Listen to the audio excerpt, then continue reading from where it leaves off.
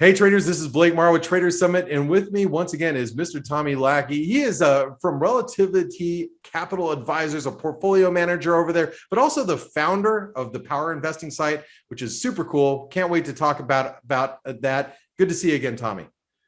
Great to see you too, Blake. Thanks for having me. Really appreciate it. Yeah, it is. It's been too long. It's actually been a few months, but a lot's changed, and we are faced with some pretty interesting markets right now. The S&P is nearing that 4,100 level. Seems like that we're holding, but we've got the Fed coming up here in the next 24 hours, and the Fed's going to raise rates more than likely. We're going to see if whether that Fed is hawkish or dovish, and it might really influence the markets as we see them right now. So I really wanted to get your view. I want to ask you this question really quick. How much does the Fed interest rate decision, how much does it influence you as a portfolio manager? Yeah, I think that's a question people get a lot, is how much do different events, and I think it's just like any other event that happens fairly regularly in the markets, how much these events matter. And the reality is they hardly ever matter until the one time they do. Yeah. And unfortunately, that's kind of where this Fed meeting is it depends on the juncture we're at, just like I believe it was late 2018 when the Fed did a surprise raise in December after the markets were already falling and no one expected it. That was a little more of a surprise back then, but again, that became important. Yeah. And so I think it really comes down to where it's not important, but you certainly better be paying attention, because how the market reacts to it is what's the important part, and you have to be ready. Sure thing. And it's one of those things that I love having these discussions with you. And I know we just had one previous, but you and I have known each other since the days back in Stock Twits, and you and I are 90s markets guys. That means we've been around the rodeo a few times over the last couple of decades plus. And so there's a lot of portfolio managers that are in your shoes that really haven't experienced what we're experiencing right now. We're experiencing a market that's not trending straight up all the time. There's definitely enhanced volatility. What do you have to say to those people, those guys and gals that are portfolio managers that don't have quite the experience that you have? Well, I think obviously that all depends on the person. That can be an advantage and a disadvantage. If they started last fall, they're killing it because everything's new to them and they're used to all this. But yes, your point's correct that if they started 5, 6, 7 years ago, they really haven't seen much like this. They really didn't even see 2011 or 8 or 9 or any of that. So they only saw 18 and 19 and then 20, and all those were very, very quick. So it may be, if it's a more protracted downturn, it can be much more difficult, and they need to have their eye and be open-minded to that. Sure. Yeah, I could definitely see that. Well, speaking of volatility, high volatility, we're just getting past the earnings season. Some of the big names like Amazon getting crushed, obviously it's up today, but Netflix was down huge. How are you navigating through this earnings season that we've got this time around? Well, I have not been trading it near as much this season just because of the level of uncertainty. We didn't really have, the major trend was down, but we'd already come to this point. So I wasn't comfortable with some of them. I know a lot of guys who are really good at trading earnings in and out. I don't do it a whole lot unless I really see a good edge, be it in options or something in that scenario. But really, I think it comes down to it's all just more information right now until we do start seeing some of them do decent earnings or even bad earnings and react well. It really doesn't matter what the earnings are. Most of them are getting hit still. Yeah. But there's got to be some shining stars out there. And that's where I really would love to see what you're seeing below the surface, because your power investing site, I want you to tell us a little bit about it. But I want you to also show us, when markets are going down, it's, generally speaking, and people feel all down and out that, all these, big tech names are getting crushed. There's got to be some shining stars out there. So show us the power investing site and tell us a little bit about it. All right. The power investing site's one that basically I built to put my investment research into one place. I've been using all this since I started building it in 2004. Completed the system around 8 or 9 and just continue to tweak and build on things, but it was in all different softwares, and I basically put it in a website that was into one over the last year.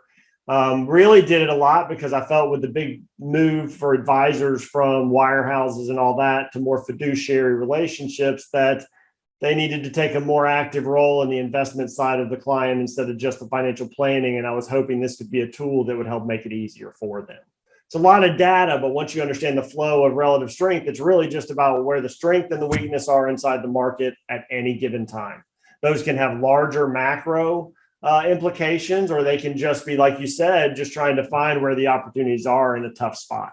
Yeah, and as you pointed out, the macro environment does matter, but when markets are moving, not everything is the going down or everything's going up. There's definitely some pockets of strength. So what are we seeing here as far as the power investing site goes? So I didn't have to pull you all over the site. I went ahead and came to a specific spot. This is on what's called the universe page, where I basically build my own universe of a little less than 3,000 stocks, build an equal weight index out of those that we compile every day at the end of the day.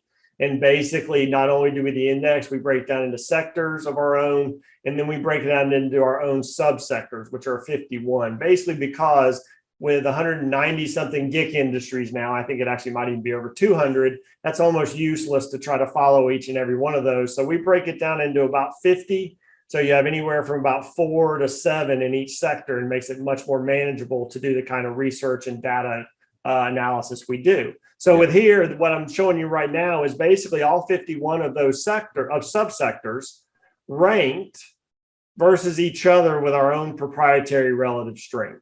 And so this happens every day. This one is a 3-month relative strength because I like swing trading and short-term position trading.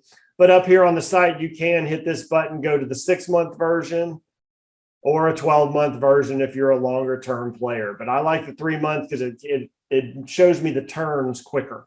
So with that particular scenario here, your strength is still in a lot of the same places that you're used to: the materials, the energy, some consumer staples and all that from a basic relative strength standpoint. Yeah. But if we just take a second and sort this by what gained yesterday, we can notice it was a very different market on that reversal.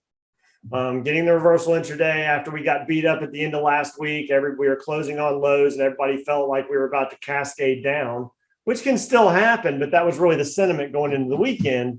This reversal yesterday, people decided to put money in some areas, as you can see right here under the relative strength rankings, that they haven't really been interested in a little while. Yeah, all that red. I was going to say all that red. It says your 3-month relative strength. I mean, it's showing you that a lot of these sectors that bounced back yesterday were sectors that have been beat up. Yeah, it's good to know, isn't it? That's good information to know. Yeah, it is it's great information to know. Like, hey, people are trying to, pick some bottoms or put some money to work on some beat up sectors. I think that's awesome. Well, and it is. And that's one of the things that's so important about it is that from here, my whole site is made to help kind of point you in the direction of what's moving differently. Yeah. Everybody knows what everybody's talking about. I want to know what's moving a little bit differently, whether that be on a daily basis, a weekly basis, a relative strength basis, whatever. I'm not interested in the same because I'm already, hopefully, if I've done my job, I should already be there. So now I should be kind of looking at what should be next kind of a thing. And that's what this does. As you can see, there's all this red and yellow, and those are areas that we start looking at to emerge. One that I noted about a week and a half ago, and it was nice to see it come up today in the 75 range, was retail. Again, last week, in the middle of the carnage and everything else, retail was just not where people were focusing. But it started coming up as it made this big jump here from very low relative strength up into the 50 range, up into the mid range. That's when I like to notice them the most, because that gives me an opportunity to really find some good spots if it does continue to improve before you get to a point where you've had all the leaders have already ran 30, 40, 50%. And that's exactly how these markets have worked for the last couple of years. They have. And I would say as a portfolio manager, this seems like a tool that I would definitely want to have. So now I see you're looking at different sectors. You set up to almost like 190, 200 different sectors, but you have your own universe here. No, I don't do that. Again, Remember, that's the GICs. I break it down into my own and build my own, so it's manageable. We only have 11 sectors, and we only have 51 subsectors that make it very easy to understand what's where. Got it. Okay. Well, sorry, I didn't mean to interrupt you, but that's important. No. That is important. So let me ask you this: going into tomorrow, we got the Fed, and as you probably could. Well, we're all looking at it, going, man, this 4,100 level is going to be really important for the S&P. The Fed could tip us over the edge, or we could get a nice bounce. How would you, based on your experience, are you going to see the stocks that have been underperforming, like you're showing here, perform better and get a more aggressive bounce? Or are those stocks that have already been trending higher and have kind of maintained their gains, are those going to be surging to all-time highs? What would be your answer there? My answer is those are two totally different trading mentalities that I've dealt with both. And the reality is I want to be in both. And I want to be paying attention to both, because we won't know till later down the road whether this is a new leg higher or whether it's just another dead cat bounce. And what's going to happen is each one of those is going to perform in a different environment. If this is just a dead cat bounce, then yes, these poor stocks, these stocks that are basically performing and things like that, they're going to bounce. They're going to start going up, but they probably aren't going to be the strong ones. If it's a dead cat bounce, the ones that were already leading, like energy, materials, and all that, are going to continue to lead. If this is a new leg up, then a lot of these that are coming out of these dead cat bounces are probably going to continue to build on themselves. And over the next few months, we'll look back and say, wow, those things really performed well off that low. We can't know right now. So I think you truly have to be paying attention to both. And of course, on the ones that have been very heavily sold off, you want to focus on the ones that have the best company structure behind them. I'm not really a big fundamental guy, so I can't tell you which metric you want to focus on, but you do want a solid company that's maybe making some money. Yeah, right. Of course. And I actually had somebody I was having a conversation with another portfolio manager that was really, saying the same thing. Hey, the companies that make money, that's going to matter moving forward. And I think it always does in the end. Right, Tommy? I think it does. And I think they're in every sector too. That's why having these breakdowns and all this becomes so important, because I just mentioned retail. The site's a huge site. I have a retail page that basically has everything I have on the whole market broken down. We have relative strength, we have breadth, we have RSI, we have comparatives. And that's really important. But even more important, then we go down here to the bottom and we have every stock that's in that particular subsector has its own ranking list. You can go right here to these, figure out what the top ranked is, which right now is Dillard's. Click on that and it'll take you to TradingView and open a TradingView chart and show you basically that particular chart. So if you're a TradingView member, it's great because all your templates and all that will come up. If you're not, it'll give you a basic chart and you can see what's going on, because that's the important part. It's not about what I'm pulling out in this data mining. It's about what the chart it points us to actually looks like, because the chart is the ultimate decider. Right. Okay. Well, that's pretty amazing. So let me ask you this. I'm looking at the power investing site, and you'd mentioned it. How do I become a subscriber, and what does that mean? What do you charge for that? Okay. Well, right now I'm still putting on finishing touches. I've wanted to roll it out the last 3 months, and I refuse to do it till I get what I want done. So I have a couple things I'm finishing up, but basically, if you go down to the bottom here and put in the email and sign up for there, you'll get all the posts that I write, and it's under the PowerPoints. I write posts every week that give macro and sector and ETF-based and stock-based stuff. You'll get all those for now while it's free. And then once I do roll out the subscriptions, I'm going to try to keep them very reasonable for the levels. And my highest subscription is going to be $100. And that's going to get you pretty much every single piece of research I do. I'm going to try to get one all the way down to the retail guy, down in hopefully the low to mid 40s, if I can do that. And so that's my goal, because I've used this for so many years and really think it can simplify a lot of things for people and keep them out of the weeds. That's the other reason you'll notice the site's so clean, is because I do not like the way so many investment sites and charting sites have so much noise everywhere, distracting you every single minute. I want you focusing on 4 pillars of relative strength, which is RSI for momentum, breadth for participation, relative strength comparatives for ratios versus the other markets, and relative strength rankings. And if we can get focused on those 4, we can always know where strength and weakness are, in my opinion. Well, I'll tell you what, if I was a portfolio manager, I'd be jumping on the power investing site right now and putting my email in. And I think everybody should do so while they can. So, Tommy, I want to say good luck tomorrow navigating through the Federal Reserve. And if I'm a trader and I want to follow you and follow you personally, how do I do that? Yeah, you can follow me on pretty much every social media is at GT Lackey, GTLACKEY.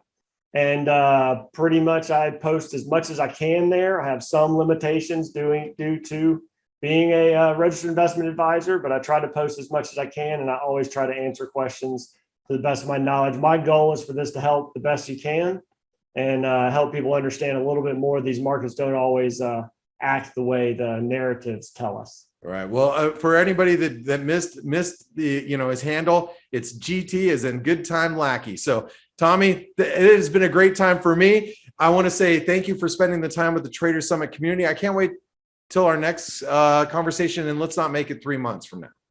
You let me know anytime. Thank you, Blake. All right, Tommy, have a great day and good luck. Hey traders, Blake Morrow here. Thanks for stopping by our YouTube channel. Don't forget to like, share, and subscribe to our channel. Also click the bell notifications so you do not miss any of our market-related trading analysis from some of the leading industry experts. Thanks for stopping by. We'll see you in the next video.